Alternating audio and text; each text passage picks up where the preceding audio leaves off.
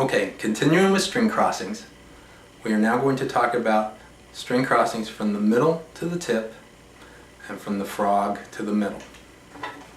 In the first video I talked about stopping, rolling, finding the new string, and then bowing. And one of my viewers wrote in and said his teacher would have him do it with his eyes closed. Feel or memorize the feel. And I think it's a great idea, so I recommend that to all of you.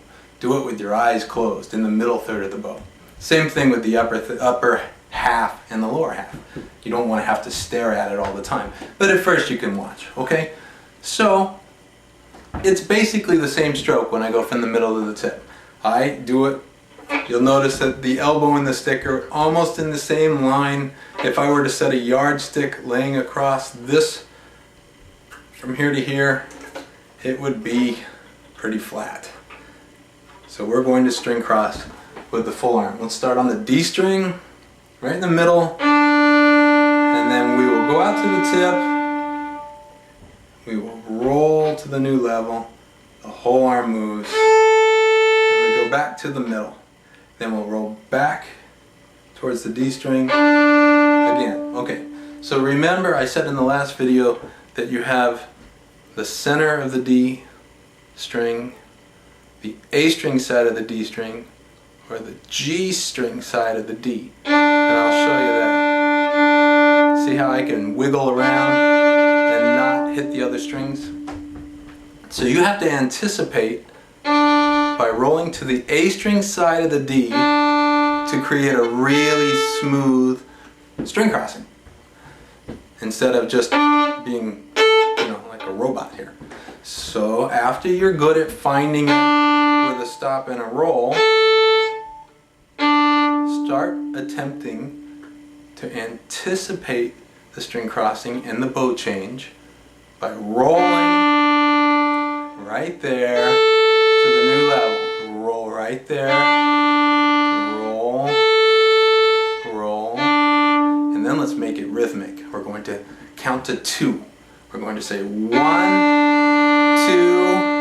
1, 2, 1, 2, 1, 2, 1, 2. Almost.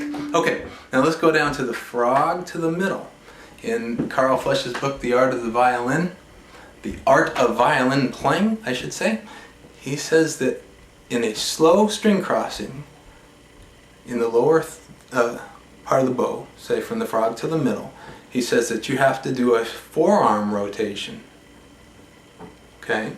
So, to do a forearm rotation means that if you watch my elbow doesn't do so much. I'm rolling the hand downward. It's not really the wrist doing it, is it? It's like turning a screwdriver.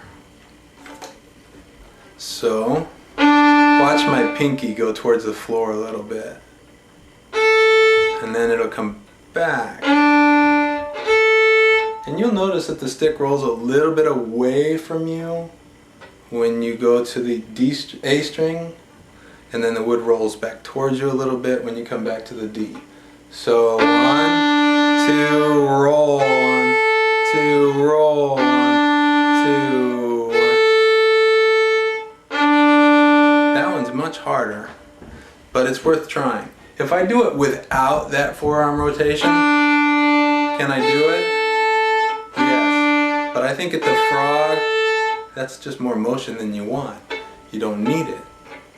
So try a forearm rotation here.